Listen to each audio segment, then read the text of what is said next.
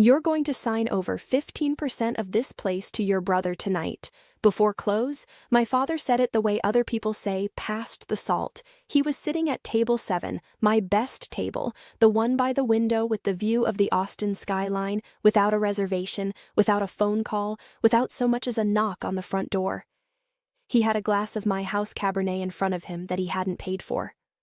My mother was beside him, scrolling through her phone with reading glasses perched on the end of her nose, already bored with the conversation before it started. My brother Tyler was in the chair across from them, leaning back with his arms crossed like he owned the place. He didn't. I did. My floor manager, Priya, found me in the kitchen 20 minutes before the dinner rush. She was holding her clipboard to her chest and looking at me the way people look at someone who just stepped into traffic. "There's a family at 7, she said carefully. "They said they didn't need a reservation. That you'd understand." I understood. I hadn't spoken to any of them in 4 years. I took off my apron, folded it over the stainless steel counter, and walked out through the kitchen doors into the dining room. The restaurant was beginning to fill the low lighting warm. The smell of rosemary and charred oak moving through the air. The soft sound of the playlist I had curated myself filtering through the speakers. I had built every detail of this place from scratch, the reclaimed wood on the walls, the locally sourced menu, the name etched in brass above the door. Wren's, my name, my place. My father looked up when he saw me and smiled like no time had passed at all. "There she is," he said. "Look how well you clean up." I stopped at the edge of the table. I didn't sit down. I needed the height, the small advantage of being the only one standing. "You need to leave," I said. "I have a full house in 20 minutes. We're not going anywhere." My mother didn't look up from her phone. "We came a long way, Ren. The least you can do is hear us out. You came from San Antonio. It's a 2-hour drive. Don't be smart." She set the phone down. Finally folded her hands on the table. She looked older. They both did. "Your brother needs your help. That's all this is." Tyler looked at me then, and for 1/2 second, I saw something real move across his face. Not shame exactly, more like the shadow of it. Then it passed, and he was back to the crossed arms and the lean. "Nice place," he said. "Bigger than I expected. Get out." 15%, my father repeated. He reached into the inside pocket of his jacket and produced a folded piece of paper, sliding it across the table without standing up. "We had a lawyer draw it up. It's clean. You sign tonight. Tyler gets a silent partnership stake and we're done. No drama." I didn't touch the paper. "You had a lawyer draw up a document giving my brother a stake in my business. And then you drove 2 hours and showed up unannounced to have me sign it tonight. We knew you wouldn't take our calls. There's a reason for that? Ren." My mother's voice shifted into the register she used when she wanted to sound like the reasonable one. Patient. A little sad. "Your brother made some mistakes. He's trying to get back on his feet. You have this." She gestured at the room, the vated ceiling, the gleaming bar, the waitstaff in their neat black aprons. "You have all of this, and he has nothing. Does that feel right to you? Does that feel like family?" The word landed the way they intended it to, like a small stone against glass, testing for cracks. I thought about the last 4 years. The 37 unanswered calls I had made before I stopped calling. The Christmas I spent in my studio apartment eating Thai takeout alone because I had told myself I was fine. I was absolutely fine. The 2 years I spent paying off the debt, they didn't know I knew about the loan my father had taken in my name when I was 19, using my social security number to cover Tyler's first business. $32,000. It had taken me until I was 24 to find it on my credit report. It had taken me another year to pay it off. They didn't know I knew that was important. "I need to get back to the kitchen." I said, "I'll have Priya bring you the check. We're not leaving." My father's voice dropped. The smile was gone. "You owe this family, Ren. I don't want to make it ugly. But I will. You want me to start talking to your investors? Your landlord? I know Marcus Chen holds your commercial lease. We went to the same church for 15 years. One phone call, and I can make your life very complicated." There it was. The threat underneath the smile. The reason they had driven 2 hours on a Tuesday. I looked at him for a long moment. I kept my face still. Give me until end of service, I said. 10 yems.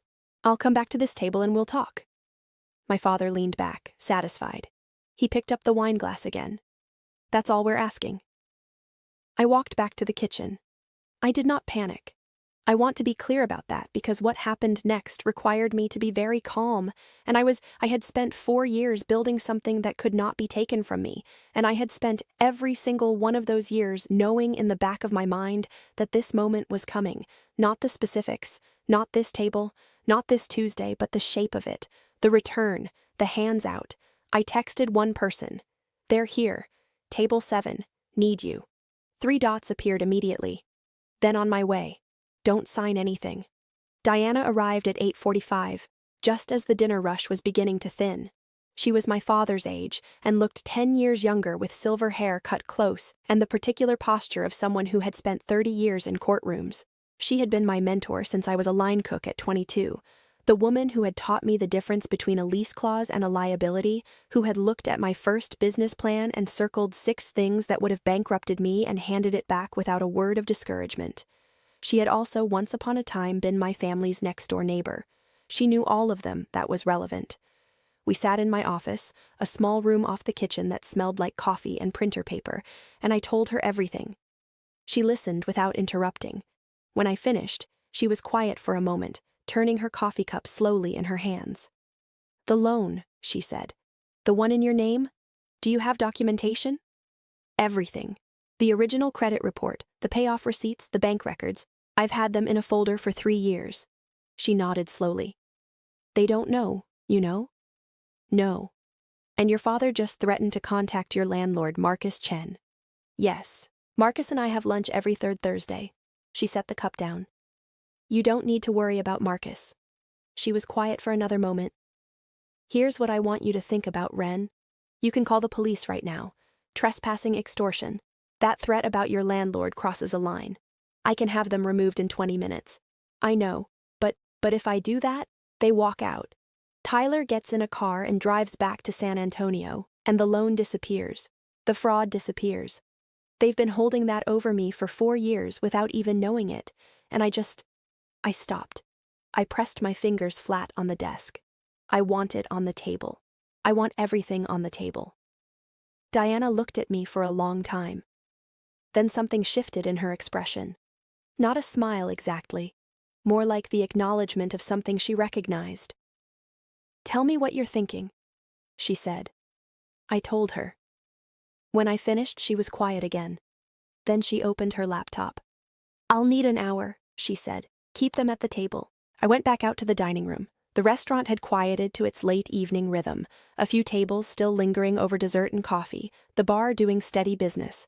I asked Priya to bring a fresh bottle of wine to table 7 and a cheese plate. Hospitality is theater, the optics of a daughter softening. When I approached, my mother looked up with the carefully neutral expression of someone who has been waiting and does not want to appear impatient. My father had his phone out. Tyler was on his 2nd glass. "I appreciate you waiting," I said. I sat down. The word appreciate cost me something, but I paid it. I want to hear about Tyler. My father put his phone away. He invested in a property development deal in Dallas. The partner turned out to be a fraud. Tyler lost everything he had put in. Plus, the investors are coming after him personally. The number they're looking at is somewhere around 200,000. 200,000. He needs a stake in something real, something with cash flow. The 15% gives him collateral. It shows the investors he has assets. It buys him time to negotiate. And if the investors come after the stake, if they put a lien on my restaurant, my father waved a hand. That won't happen. You don't know that, Ren. My mother reached across the table and put her hand over mine. The gesture was so practiced, so perfectly calibrated that I almost admired it. We know we haven't been perfect. We know there's been distance. But you are the only one in this family who has what it takes to fix this. Tyler doesn't have your discipline. He never did. You were always the strong one, the one who didn't need anyone. She paused. We counted on that, maybe more than we should have, but right now your brother needs you to be strong one more time. It was a good speech. It reframed their neglect as evidence of my capability. It transformed 4 years of silence into a compliment. The specific, twisted arithmetic of people who have never once considered that their accounting might be wrong. I nodded slowly. Can I ask you something? Of course. When I was 19, the money. Do you know what I'm talking about? A flicker. Too fast for Tyler to catch, but I had been watching my father's face for 28 years. I saw it. I don't know what you mean. He said the loan, the one someone took out in my name. $32,000. The one that destroyed my credit for 3 years and that I spent 2 years of my life paying off. I kept my voice even. Conversational, the way you talk about something that happened to someone else. I'm not angry about it. I just need to know if we're being honest right now. The table was very quiet. That was a mistake, my mother said. Finally. Her voice had changed thinner now. We were going to pay it back, but you didn't. We intended to. And when I found it, when I called you that first time, and you told me it was my responsibility because I had been living under your roof and eating your food, and that this was just what family does, I stopped. I took a breath. I've thought about that conversation a lot, about that specific math that I owed you for existing. Tyler hadn't moved. He was staring at the table. I'm not bringing this up to fight. I said, I'm bringing it up because I want us to be honest with each other. If we're going to do this, if I'm going to help Tyler, I need everything on the table. My father cleared his throat. Fine. The loan was a mistake. We handled it badly, but that was almost 10 years ago. Ren, you've clearly done well for yourself. You've moved past it. I have. I agreed. I just wanted to say it out loud. I stood. Let me get the paperwork from my office. I want to go over a few things before I sign anything. I walked to the back. Diana was at my desk. She had 2 documents in front of her and a legal pad covered in handwriting. She looked up when I came in. How are they? Comfortable. The wine helped. I looked at the papers. Is it ready? It's better than ready. She slid the top document toward me. The structure is this. You're not signing over equity. You're offering Tyler a business loan secured against his personal assets, framed as a partnership investment for the purposes of showing his creditors collateral. It's legal, it's clean, but the asset guarantee is real and it's enforceable. If his creditors come after the stake, there's no stake. There's a loan note, and the note pulls his personal assets before it touches yours. And the recording completely legal in Texas. One-party consent. You're the party. She tapped the second document. But here's what I need you to do. I need your father to explain the original loan, the one in your name on the record. Not because we're going after him tonight. Because if this ever ends up in front of a judge, I want a foundation. And if he won't say it, he will. You already started the conversation. He's 3 glasses in. He thinks he's getting what he wants and he doesn't think you're recording. She looked at me steadily. Ren, you can still just call the police and end this tonight. I know. You understand that what you're doing instead is harder. I know that too. All right. She handed me the folder, then go finish it. I fixed my hair in the small mirror on the back of the office door. I let my shoulders drop a little. I practiced the expression I needed. Not defeated, not angry, just tired. The look of someone who has been fighting for a long time and has finally reluctantly decided that it's easier to stop. When I came back to table 7, I set the folder on the table and sat down. I've been thinking about what you said. I looked at my mother about being the strong one. I let a pause sit there. You're right that I've always handled things myself. Maybe that made it easy for everyone to assume I didn't need anything. I don't want to be that person anymore. I don't want to be the one who handles it alone. My mother's expression shifted. The weariness replaced by something that looked almost like warmth. That was the thing about giving people what they expected. It disarmed them completely.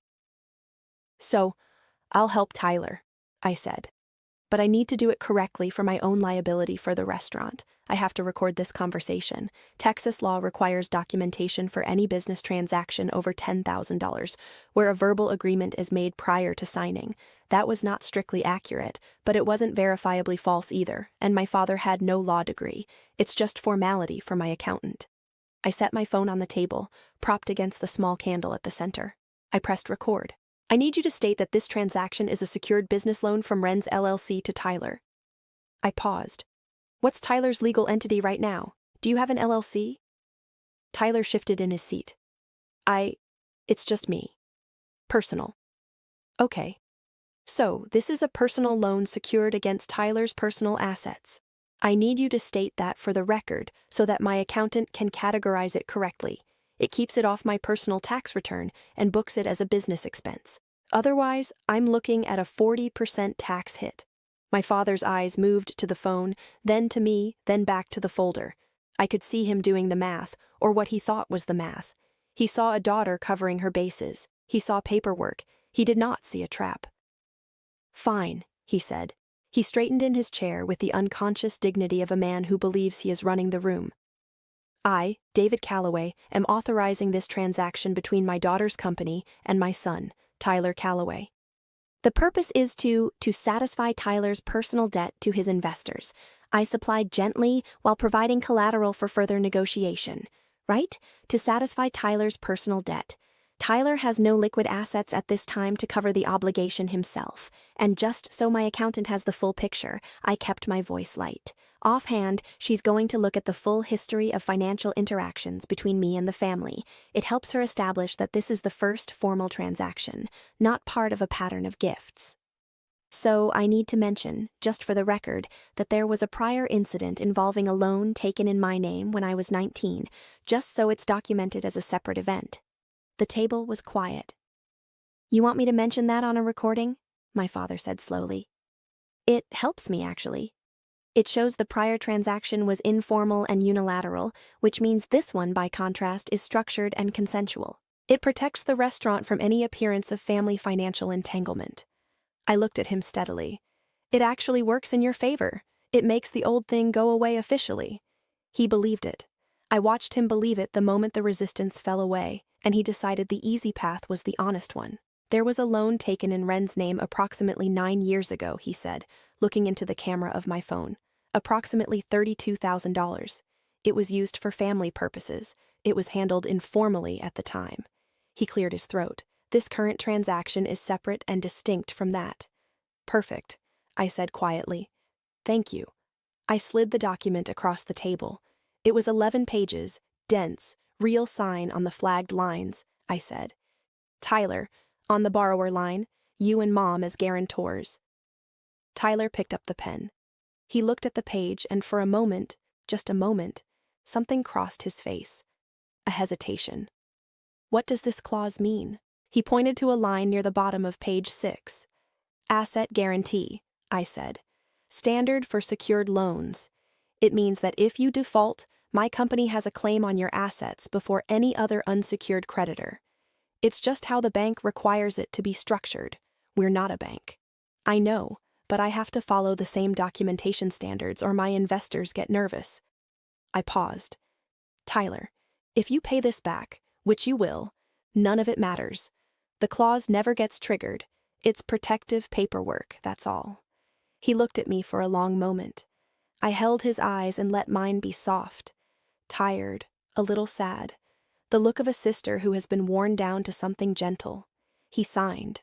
My father signed without reading it at all. My mother signed after looking at the signature lines and nowhere else.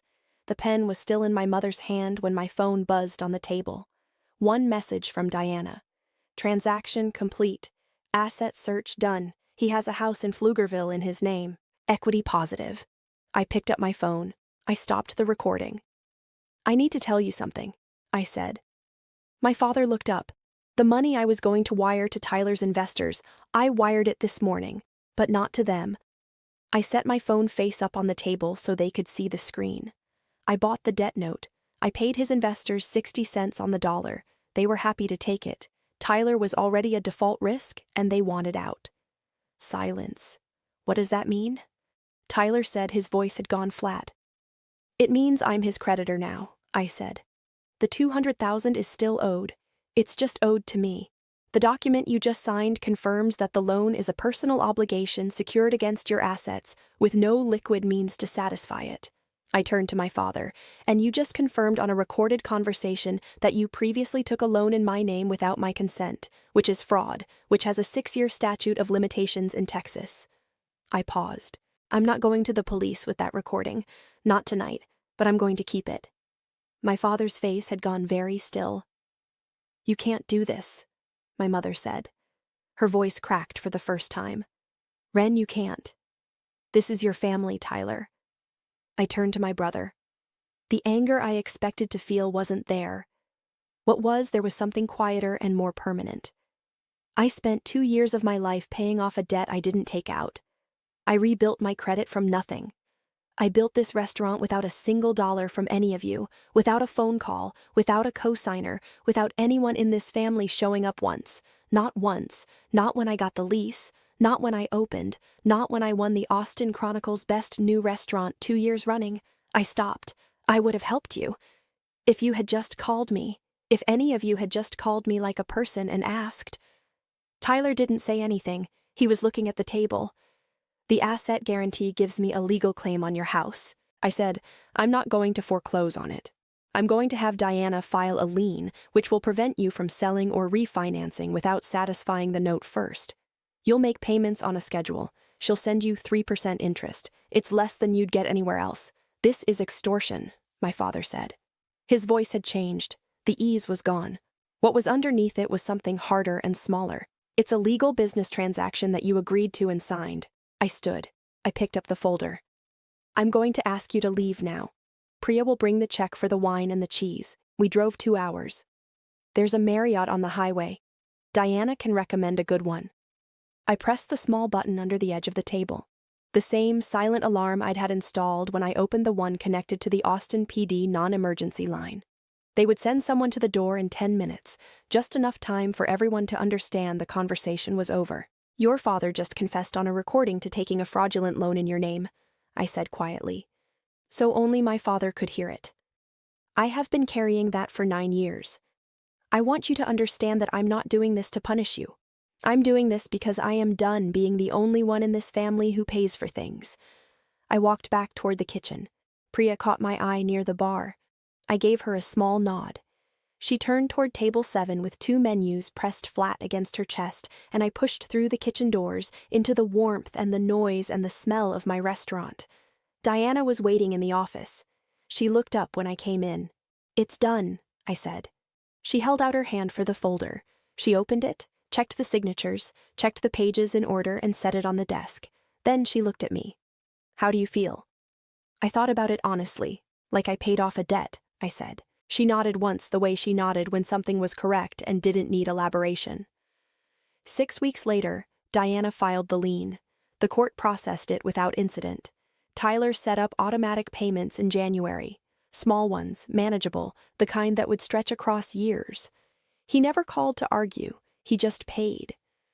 My father called once from a number I didn't recognize. About 3 weeks after that Tuesday, I let it go to voicemail. He talked for 4 minutes about fairness and family and legacy and what I was doing to the people who raised me. I listened to it twice. Then I deleted it. The restaurant had its best quarter in March. I hired 2 new line cooks and extended our hours on weekends. The reclaimed wood on the walls had aged to the exact shade I'd imagined when I first sketched the room on a cocktail napkin in a diner at 2 in the morning, working a double shift. 23 years old and certain of nothing except the shape of what I was building toward. My mother texted me once. 4 words. I hope you're happy. I looked at it for a long time. I typed back 2 words and I meant both of them. I am. Then I blocked the number, went back to the kitchen, and got to